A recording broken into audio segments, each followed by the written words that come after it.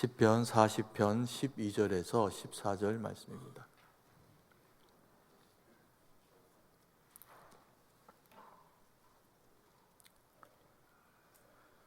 한 절씩 나눠서 읽고 마지막 절은 같이 읽도록 하겠습니다.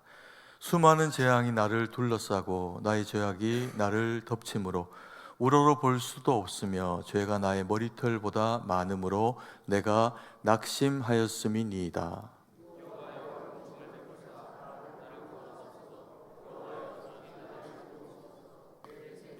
찾아 멸하려는 자는 다 수치와 낭패를 당하게 하시며 나의 해를 기뻐하는 자는 다 물러가 욕을 당하게 하소서.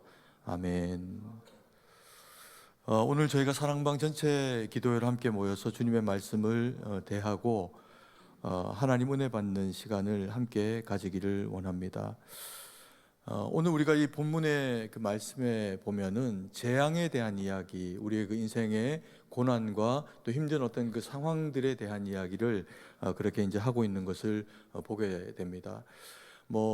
다윗만 아니라 이 시대를 살아가는 우리 모두에게도 또 힘든 어떤 공통의 화제라고 하면 고난, 고통, 재앙 이런 것들이 될 수가 있겠죠.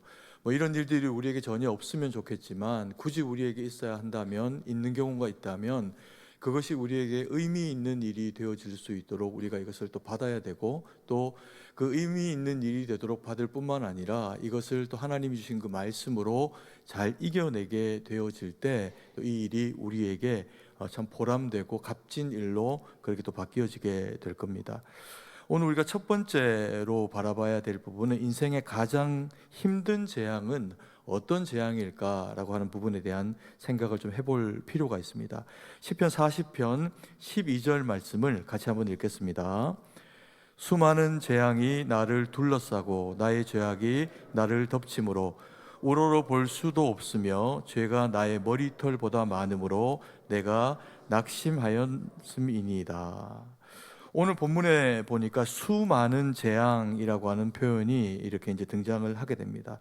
얼마나 큰 재앙인지, 또 얼마나 많은 재앙인지, 그리고 시인이 구체적으로 어떤 이 재앙을 맞이하고 경험을 하고 있는지는 자세하게 그렇게 설명을 하고 있지는 않습니다. 그런데 이런 표현을 두고 보자면 미루어 짐작하기를 어떤 한 가지 류의 재앙만 아니라 몸이 아프다, 아니면 가난하다, 이런 이제 한 가지 류의 어떤 그 재앙만 아니라 이런저런 이제 재앙들이 복합적으로 막 다가와져 있는 그런 그 상태가 아닐까라는 생각을 하게 됩니다. 예를 들면 가난하고 또 이제 경제적으로도 굉장히 힘든 시기를 보내고 있는데 마음으로도 너무나도 고통스러운 겁니다. 그래서 경제적으로도 힘들고 마음도 어려운데 육신마저도 어떤 사고이든 아니면 질병 때문이든 큰 이제 고난, 고통 가운데 처해져 있는 상황이 맞닥뜨려져 있는 거죠. 그러면 이제 이중 삼중의 어떤 재앙처럼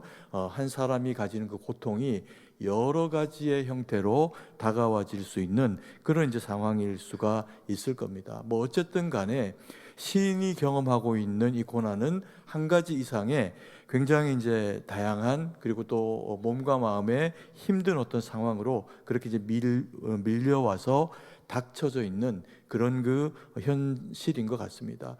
때로 우리도 살다 보면은 그런 일들이 있을 때가 있죠. 마음도 힘들고 또 몸도 힘들고 또 자식들도 내 마음처럼 움직이지 않고 여러 가지로 이제 복합적인 이런 어떤 문제들이 우리 가운데 찾아오게 될 때 참 낙심이 되어지면서, 오늘 이제 성경에도 그렇게 표현을 하고 있는데, 우러러서 하나님을 바라보기조차 어려운, 기도하기조차 어려운 그런 그 마음의 상태로 이렇게 추락해 있는 그런 우리의 상태를 가끔 인생에서 만나지는 때가 있기도 합니다. 그럴 때 우리는 어떻게 해야 할까? 이것을 우리가 이 본문의 말씀을 통해 가지고 함께 좀 마음에 좀 새기고 또 돌아볼 수 있는 그런 그 지혜를 우리가 얻을 수 있는 그런 그 시간이 되면 좋겠습니다.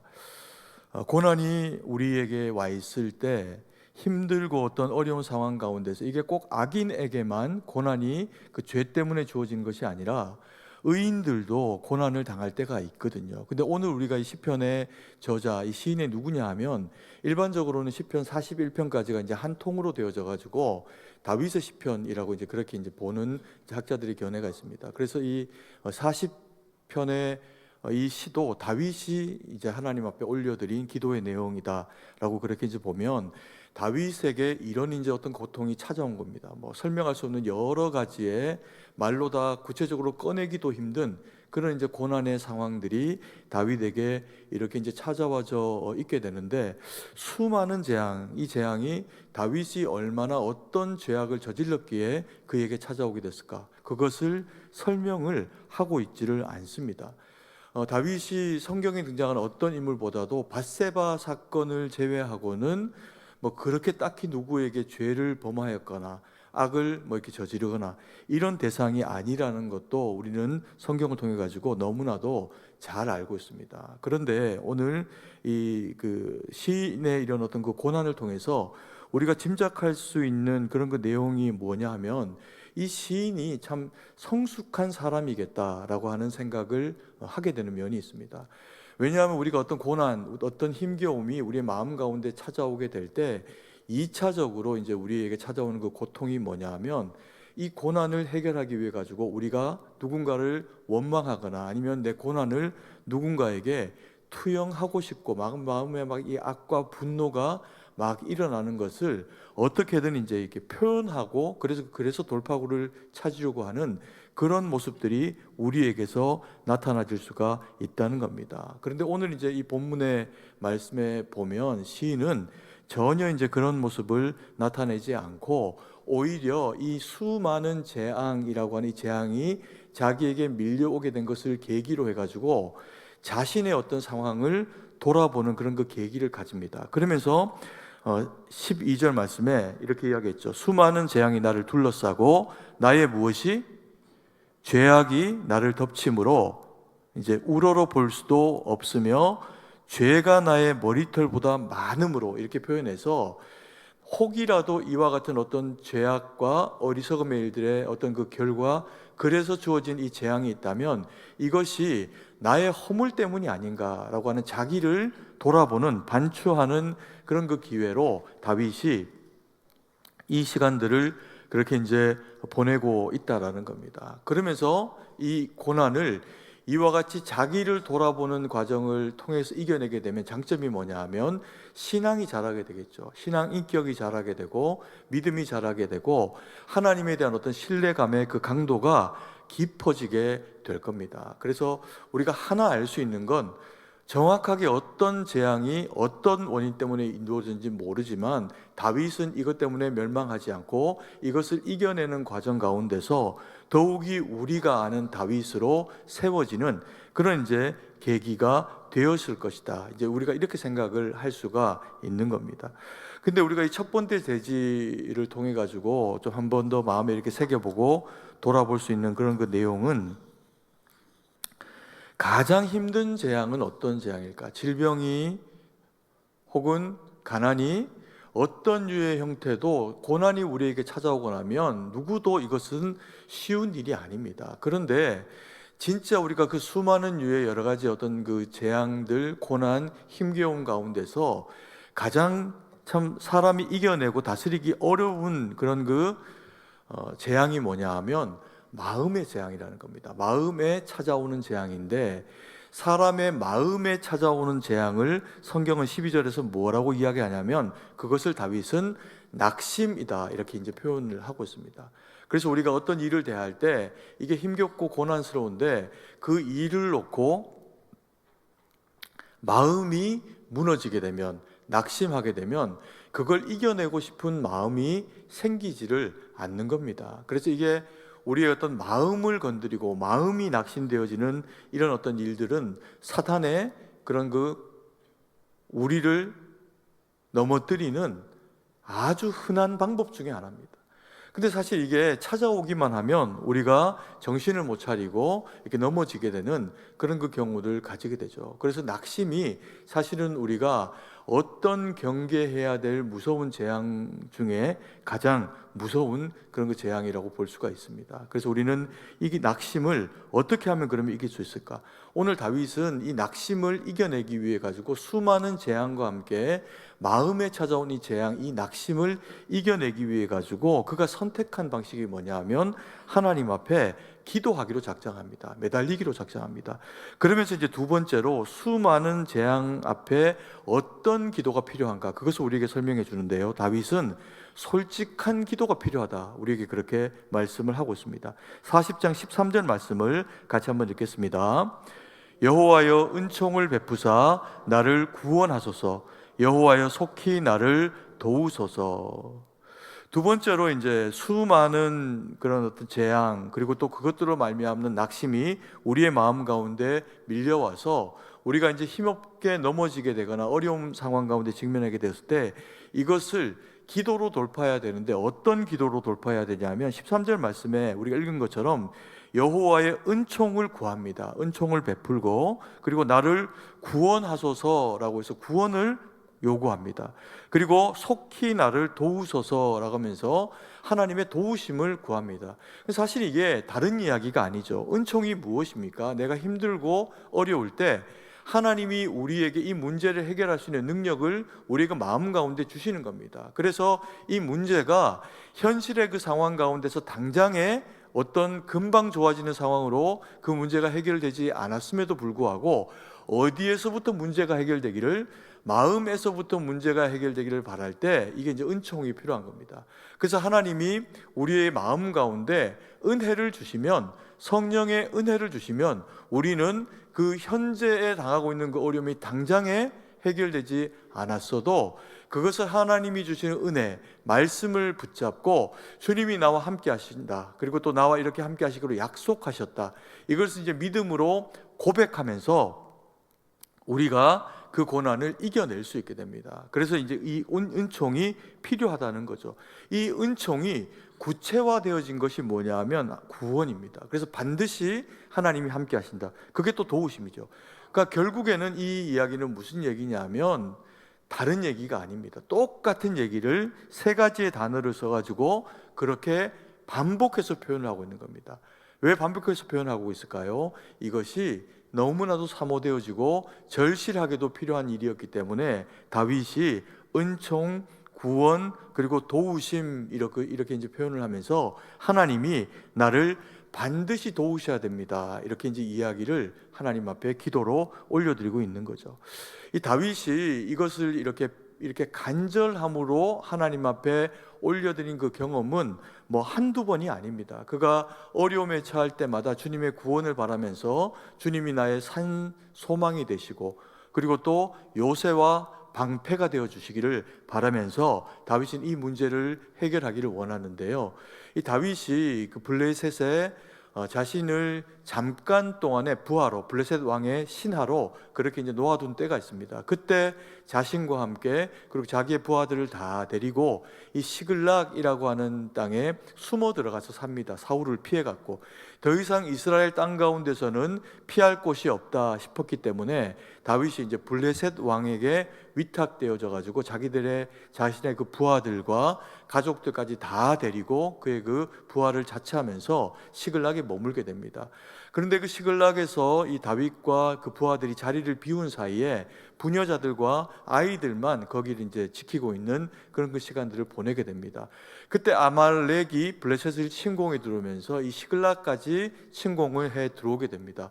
그러고는 뭐 적도 없이 그냥 부녀들과 그리고 아이들만 있는 이제 그런 상태가 되니까 뭐 굳이 적이 없으니까 칼을 가지고 그들을 다 죽이려고 생각을 하지를 않고 이 아말렉의 군대들이 다윗의 모든 부하들의 그런 뭐 늙은 나이가 많은 여인부터 나이가 어린 아이들에 이르기까지 모든 대상들은 다 볼모 잡아가지고 사로잡아서 끌고 가게 됩니다. 그래도 이제 돌아와서 보니까 마을이 텅텅 비었고 아말렉이 모든 사람들 잡아간 흔적만 남아 있는 겁니다. 그러니까 이 아말렉의 강력한 그런 이제 군사력으로 이제 자기의 가족들을 다 붙잡아 갔으니까 다윗과 그의 그 부하들이 얼마나 큰 마음의 낙심의 상태에 머물렀겠습니까? 이게 뭐 전쟁을 치러 가지고 찾아오기도 쉽지 않을 것이고, 그리고 또 혹 그 과정에서 이제 자식들이나 또 가족들이 상하게 되는 그런 그 일들이 발생을 할 수도 있기 때문에 이들이 이제 굉장한 그 낙심감에 빠지게 되면서 이 모든 것에 대한 원인을 누구에게 돌리냐 하면 다윗에게 돌립니다. 지도자 다윗이 자신들을 이 블레셋 땅까지 끌고 왔기 때문에 이루어지게 된 일이라는 거죠. 그래서 다윗에게 돌을 들고 던지려고 합니다. 그래 이런 어떤 그 큰 고난, 이 힘겨움이 이 다윗에게 찾아와 지게 되었을 때 사무엘상 30장 6절 말씀은 이렇게 이야기합니다. 같이 한번 읽겠습니다.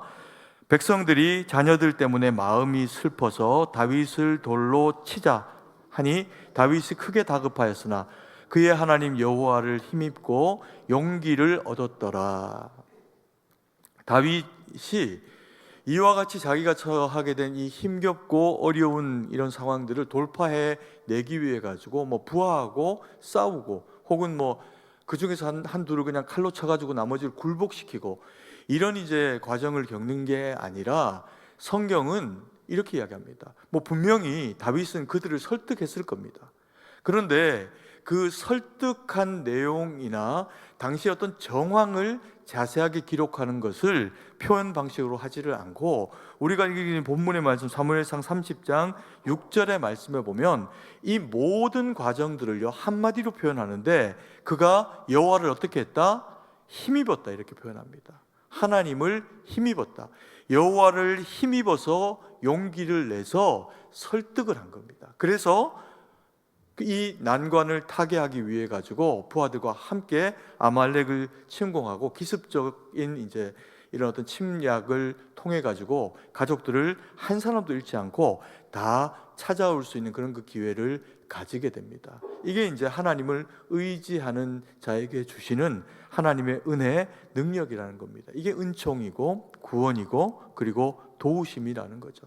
다윗이 그 당시에 소리를 얼마나 냈는지 그건 설명하고 있지 않습니다. 기도는 눈을 감고도 할 수 있고 눈을 뜨고 해야 될 때도 있다는 겁니다.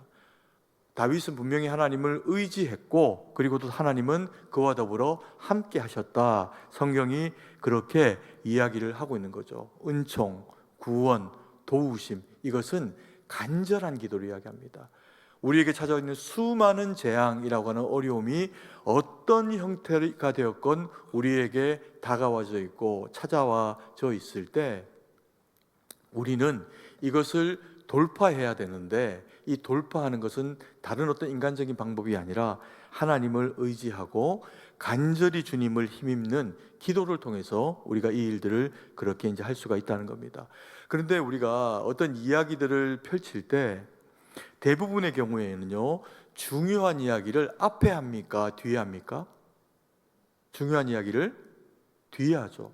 누군가 오랜만에 친구가 나를 찾아와서 이야기를 꺼내면서 잘 지냈냐, 어쨌냐, 상황이 어떠냐, 이런저런 거 이제 물어보고 또 선물도 하나 들고 오고, 만약에 이제 그랬다라고 하면 뭔가 이렇게 친교를 나누는 시간을 가졌는데 표정이 여의치가 않으면 뭔가 마음이 찝찝합니다. 아, 얘가 아직 이야기를 뭔가 좀 덜 했구나, 이런 이제 생각을 하게 될 때가 있죠. 그러고 나서 이제 중요한 얘기를 그 이후에 나한테 뭐 하고 싶은 얘기 있니? 이제 물으면 그제서야 이제 본인 이야기를 이렇게 이제 이야기를 하는 경우가 있죠. 뭐 내가 좀 힘들다, 어렵다, 나 좀 도와달라, 이래달라 저래달라, 이런 이제 이야기들을 하게 되는 경우들이 있는데, 중요한 이야기는 보통은 뒤에 합니다.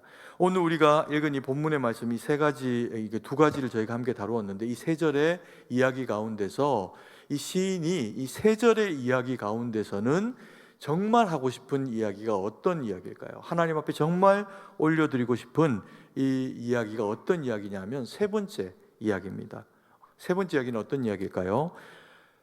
이 재앙이 발생하게 된 원인에 대한 이야기입니다. 이 재앙은 그냥 생긴 게 아니라 원인이 있는 재앙이라는 겁니다. 그래서 이것을 이겨내야 하는데 어떻게 이겨내야 할 것인가? 그러니까 원인을 정확하게 알아야 그리고 이 원인을 이겨낼 수 있는 방법을 이제 지혜롭게 찾아서 문제를 해결하려고 접근을 하게 되겠죠. 그래서 실제로는 이 재앙은 원인이 있다. 이 재앙은 이와 같은 원인 때문에 비롯되었는데 이와 같은 원인으로 되어진 이 재앙은 이렇게 물리쳐야 된다. 이제 이 얘기를 우리에게 사실은 하고 싶은 겁니다.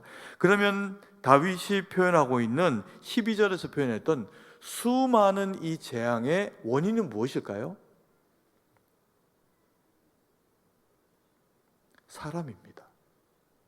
사람 때문에 주어지게 된 재앙입니다. 14절 말씀입니다. 같이 한번 읽겠습니다. 내 생명을 찾아 멸하려 하는 자는 다 수치와 낭패를 당하게 하시며 나의 해를 기뻐하는 자는 다 물러가 욕을 당하게 하소서.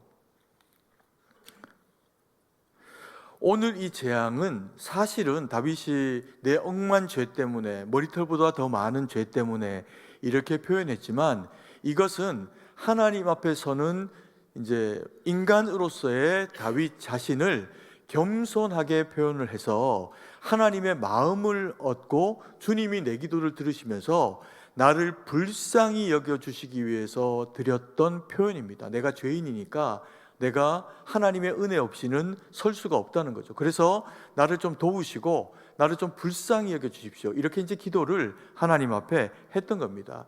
근데 실제로 이 수많은 재앙이 다윗에게 몰려오게 된 그 원인이 뭐냐면 다윗의 생명을 찾아서 멸하려고 하는 자들 때문에 생겨난 거라는 겁니다. 그리고 다윗이 해당하는 것을 기뻐하는 자들의 이런 어떤 괴략 때문에 생겨진 것이 수많은 재앙이라는 겁니다.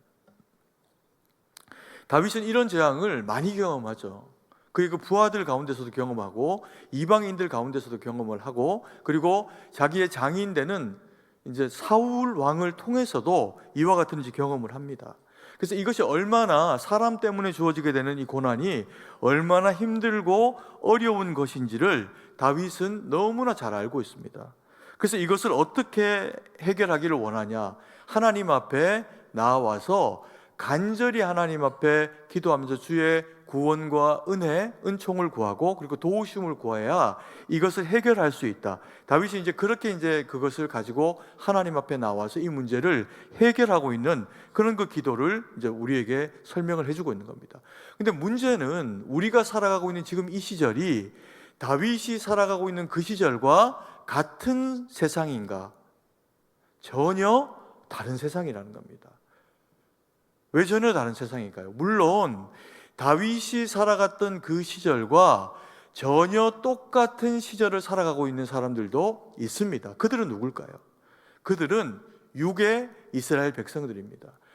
그들은 구약의 하나님을 만났고 아브라함의 후손으로 지금도 여전히 그렇게 살아가면서 예수님이 이 땅 가운데 오셨음에도 불구하고 그들은 여전히 지금 어느 시대를 살아갑니까?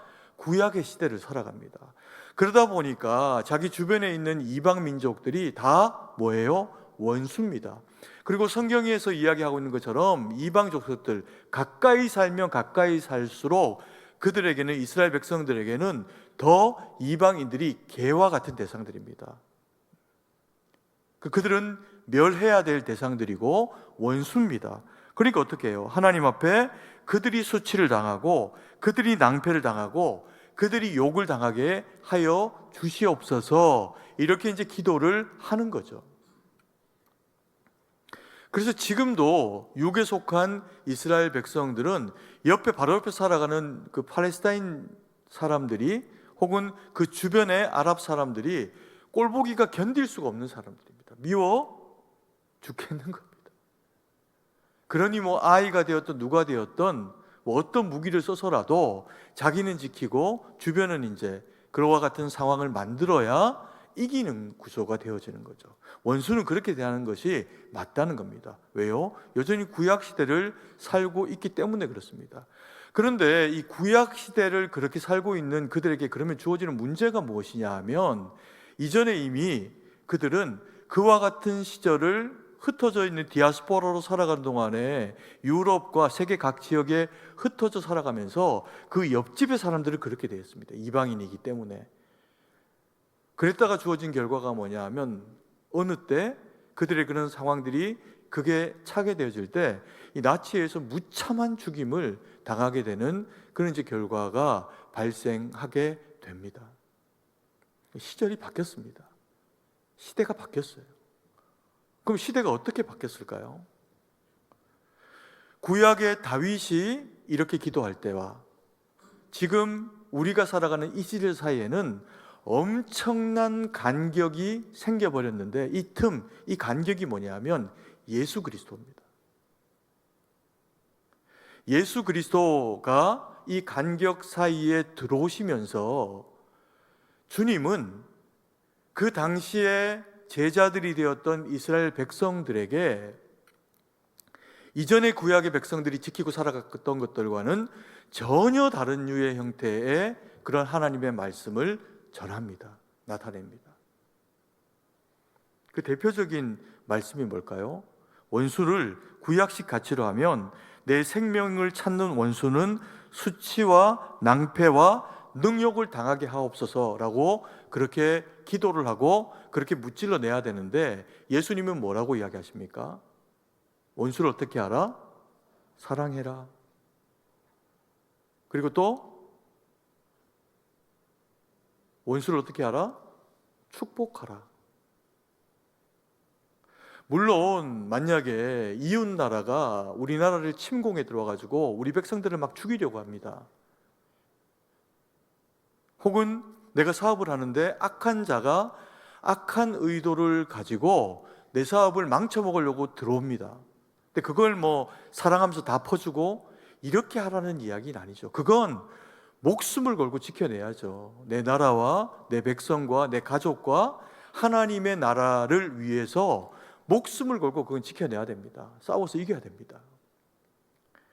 그런데 그런 상황이 아닌 대부분의 성경이 말하고 있는 원수, 예수님께서 이야기하고 있는 원수는 누굴까요?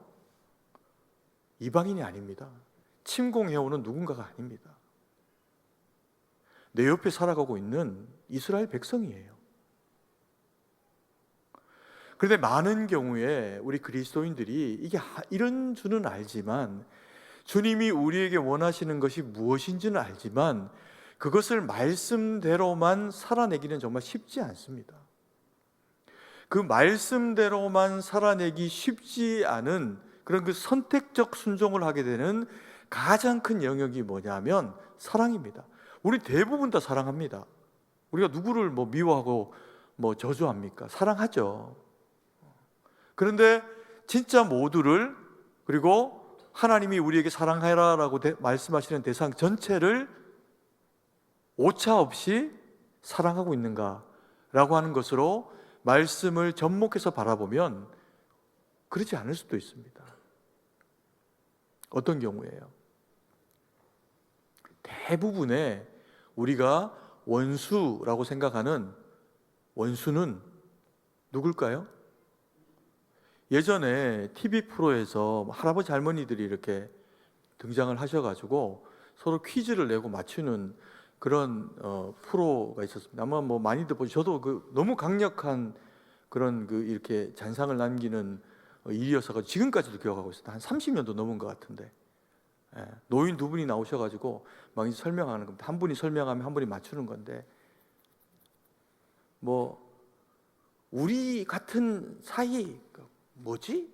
할머니가 못 맞추시는 거예요. 아니, 당신하고 나. 그러니까 할머니가 맞추지 못하셨는데 답을 뭐라고 얘기했을까요? 왼수 이렇게 얘기하셨어요.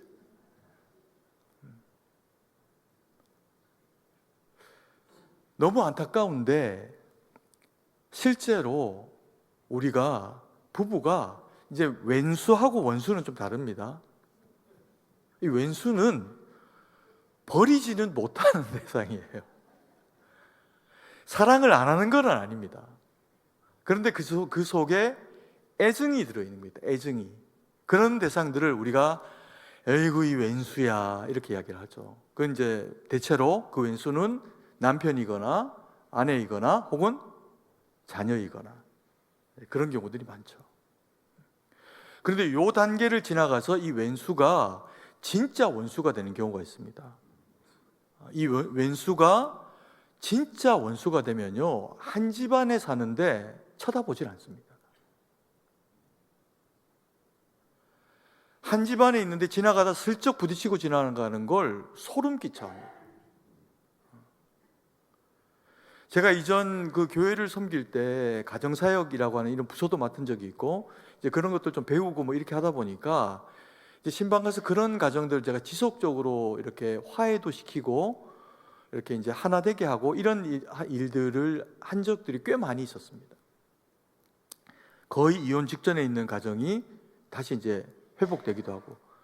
근데 진짜 어려운 그 경우가 어떤 경우냐 하면, 한 집에서 제가 보기에는 아내가 남편을 사랑하지 않는 게 아닙니다. 남편이 아내를 사랑하지 않는 게 아닙니다. 심지어는 아버지가 애를 학대합니다. 내지는 진짜 발로 밟아요, 죽으라고. 그런 부모님도 봤어요, 저는. 그 애를 죽이려고 한 거예요. 그래서 제가 찾아간 거죠. 근데 이야기를 나눠보면, 이야기를 들어보면 그 막 때리고 막 괴롭히고 하는 그 남편이 아내를 사랑 안 하는 게 아닙니다. 자기를 너무 무시한다는 거예요. 자식을 정말 발밑에 놓고 막 밟는 그 아버지가 그 아들을 안 사랑하는 게 아니에요. 너무 귀하다고 인정을 하지만 어떤 시점에 자기를 너무 실망시킨 그 실망감이 사랑보다 훨씬 커져버린 겁니다. 문제는 이런 겁니다. 성경이 우리에게 원수를 사랑해라 라고 하는 그 원수는 대부분의 경우에 우리의 이웃이라는 겁니다. 강력한 원수일수록 강력하게 내가 사랑해야 하는 대상들이 원수가 될 가능성이 많다는 겁니다. 교회 안에도 마찬가지입니다. 저기 멀리 앉아있고 여기 멀리 앉아있는 성도님들 서로 간에 마음 상할 일이 없어요. 사랑합니다, 무조건. 옆에 분에게 인사하십시오. 서로 사랑합니다. 이렇게 인사하십시오. 다 합니다. 그런데 오랜 신앙생활 가운데 기대감이 꺾인, 내게 실망감을 준 어떤 대상, 그 대상은 괄호를 이렇게 쳐놓습니다. 그리고 사랑 못합니다. 사랑 안 해요. 우리 집에 잔치 있어도 빼고 부르고, 그리고 빼고 부른 거 다 알게 하고.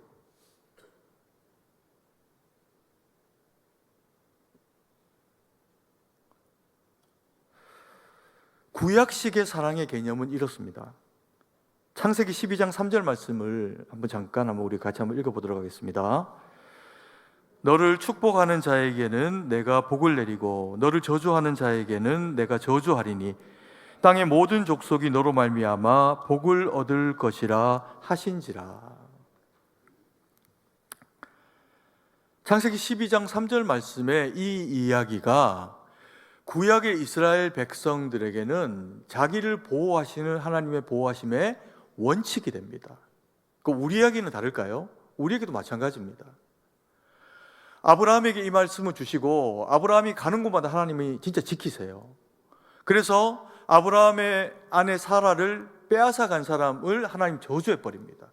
태문을 닫아놨습니다. 아브라함을 괴롭히면 하나님이 막 홍군형을 냅니다. 다시는 손 못 대게 만들어 버립니다. 그러면 이것이 신약 시대를 살아가는 우리들에게는 다르게 적용될까요? 이 말씀 그러면 구약 시대만 적용되고 신약에서는 틀린 얘기일까요? 아니요, 그렇지 않습니다. 신약 시대에도 여전히 하나님이 이것은 우리를, 연약한 우리가 악한 세상 가운데 살아갈 때 복음을 띠고 살아가는 우리를 하나님이 지키시고 보호하시는 방식이에요.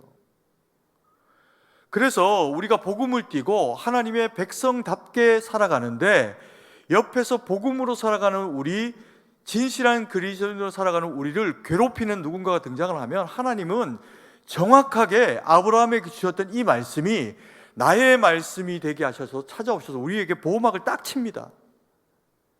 저는 이것을 살면서 한두 번 경험한 게 아닙니다. 간증할 수도 있어요. 엄청난 간증들이 있습니다. 잘 안 할 뿐이지. 우리가 하나님의 말씀과 뜻 가운데 바로 서서 순종하며 살아가려고 하는데 내가 싫어. 복음이 싫어. 그래서 그 복음 전하는 우리를 세상의 누군가가 괴롭히면 계급, 나이, 입장 아무 상관이 없습니다. 박살을 내세요. 진짜 그렇게 하십니다. 그런데 오늘날의 이 시대에 이 말씀, 창세기 12장 3절 말씀이 이대로 적용이 될까요? 이대로 적용이 되면 부딪히는 말씀이 있습니다. 그 말씀이 뭡니까? 원수를 어떻게 하라? 사랑해라. 내 이웃을 어떻게 해라? 내 몸과 같이 사랑해라. 이 말씀과 부딪히게 돼 있어요. 원수 갚음은 우리에게 있는 게 아니라 누구에게 있습니까? 하나님께 있습니다. 그건 그렇게 막 저주하고 할 필요도 없습니다.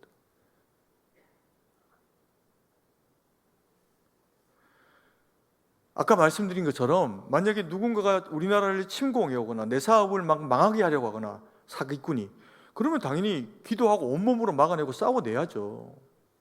그걸 사랑하고 뭐 그러고 있을 문제가 해결이 될 일이 아니지 않습니까? 여기서 말하는 이 말씀을 우리가 실제로 살아가는 삶 가운데서 어떻게 적용하고 살아가야 하냐라고 하면 부부간에 때로 사랑하는 마음이 안 들 때가 있습니다. 원수로 살아가거나 원수처럼 여겨질 때가 있습니다. 좋은 감정이 생기질 않는 거죠. 함께 살아가는 교회 공동체 이웃과 이웃 가운데서 사랑하는 사람이야 뭐 그냥 습관적으로 사랑하면 되는데 어떤 계기에 어떤 일로 어떤 문제 때문에 마음이 부딪힌 사람은 그때부터 뭐가 돼요? 원수가 됩니다. 꼴도 보기 싫어집니다.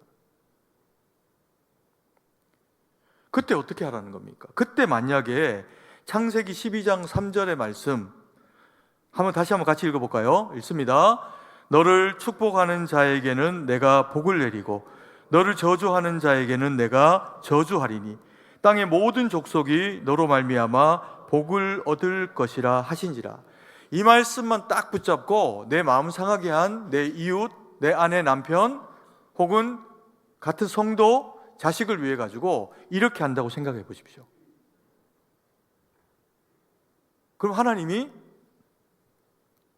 들으시면 어떻게 할까요? 그래? 너를 섭섭하게 했구나. 너를 저주했구나. 나한테 욕을 했구나. 그럼 맞아야지. 그리고 때립니다. 그런데 많은 경우에 개인과 개인, 남편과 아내, 부모와 자녀 간에 어떤 갈등의 구조가 생겨져 가지고 부딪힘이 생기면 여기에는 우리나라에만 적용되는 교통법이 있답니다. 이게 뭘까요? 퍼센트입니다. 퍼센트. 1대 10. 아니 1대 9구나. 1대 9, 3대 7 이런 퍼센트가 생긴대요. 나름의 어떤 면에서는 굉장히 합리적이죠. 더 잘못한 사람, 더 잘한 사람이 있는데 더 엄격하게 적용해 보면 둘 다 어떻게 했다는 거예요? 둘 다 잘못했다는 겁니다. 그래서 섭섭해가지고 삐지고 상하고 만약에 그런 일이 발생을 하면 서로가 서로에 대해서 저 사람이 잘 안 됐으면 좋겠다 라고는 마음을 가지거나 한 칸 더 나가서 만약에 섭섭해서 그런 기도를 만약에 한다고 생각하면 하나님이 어떻게 역사하실까요? 이건 둘 다 때려야 돼요. 그렇지 않습니까? 왜 그럴까요? 둘이 다 주님이 약속을 주신 대상들이기 때문에 그렇습니다. 그래서 교회 공동체의 구성원들은 절대 서로를 미워하면 안 됩니다. 미움받을 짓을 해서도 안 됩니다. 함부로 누군가가 나보다 좀 약해 보인다고 섭섭해하도록 만들지도 말아야 합니다. 왜요? 그 사람이 당한 억울함과 섭섭함의 토로가 이게 내 머리로 돌아오면 어떡합니까? 그래서 그리스도인들은 가능하면 많은 경우에 어떻게 해야 돼요? 사랑을 베풀고 섬기고 누군가가 나를 뭘로 여기지 않도록 원수로 여기지 않도록 하고 살아가야 되는 겁니다. 그러려고 하면 어떻게 해야 될까요? 겸손하게 낮아지고 남을 나보다 낮게 여기고 높게 여기고 그리고 섬기고 그렇게 살아가면 하나님이 범사에 우리 가운데 감사할 일이 넘치게 하시겠다는 겁니다. 아멘이십니까?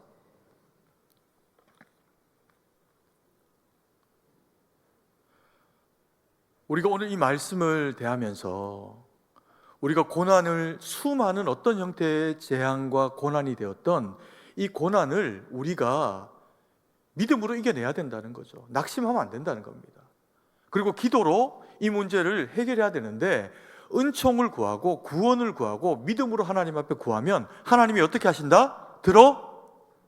응답하신다는 겁니다. 그런데 때로는 하나님이 응답하시기에 애매한 일들이 있을 수가 있다는 거죠. 그게 언제입니까?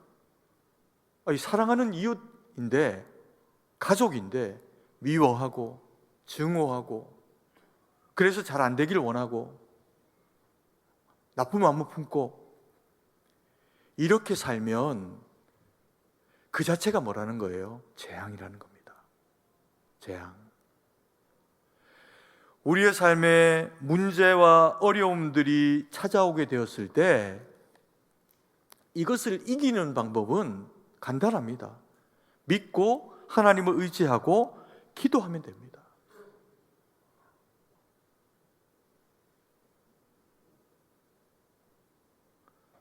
그런데 이런 유의 재앙 가운데, 수많은 재앙 가운데 한 가지의 재앙이 있습니다. 무엇? 사람 때문에 생기는 재앙이 있어요.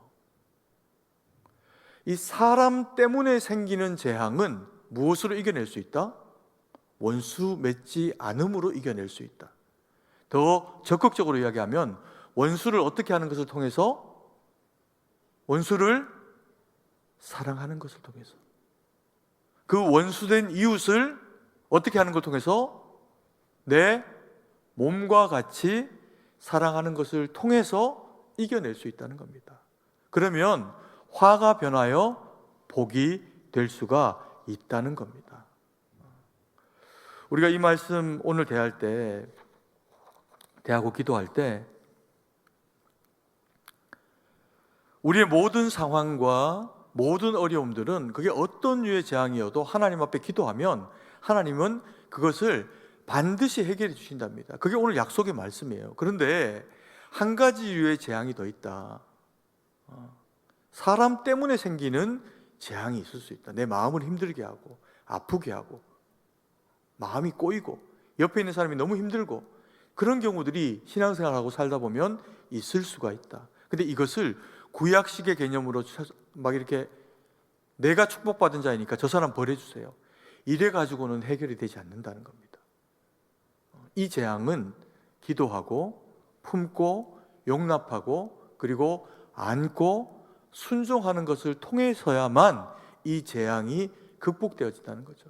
한번 오늘 이 기도하고 찬양하고 기도하는 가운데 면밀히 우리 자신의 삶과 가정과 또 그 관계들을 한번 돌아봤으면 좋겠습니다. 힘겨움이 있으면 하나님 앞에 간절히 기도하시고요. 그래서 이 시절과 재앙을 이길 수 있는 힘을 달라고 기도하고, 그리고 우리의 마음 가운데 누군가가 미워지면 한번 돌아보십시오. 미워지는 사람의 마음에는 뭐가 없을까요? 천국이 없습니다. 우리의 마음 가운데 미움이라고 하는 이 정서가 찾아 들어오고 나면 그 한 뼘밖에 되지 않는 이 좁은 마음이 미움으로 가득 차게 됩니다. 거기가 어딜까요? 거기가 지옥입니다. 지옥. 첫 번째 기도 제목은 미리 드리면, 하나님, 이 고난과 이 힘겨움을 이길 수 있는 그 은혜와 그 능력을 믿음으로 우리에게 주십시오. 그리고 혹이라도 우리 주변에 내 마음에서 해결되지 않은 이웃이 있다면 하나님, 주님이 주시는 마음으로 해결할 수 있는 그 힘을 얻기를 원합니다. 지혜를 주시고 화해할 수 있는 용기를 주시고 사랑할 수 있는 능력을 허락하셔서 원수 맺음을 끊고 주님이 원하시는 그 사랑의 능력으로 이기고야만은 우리가 될 수 있도록, 우리 사랑방이 될 수 있도록 함께하여 주시옵소서. 이 시간 우리 찬양하고 하나님 앞에 그렇게 기도하며 나가기 원합니다. 주님은 신실하고 항상 거기 계시네.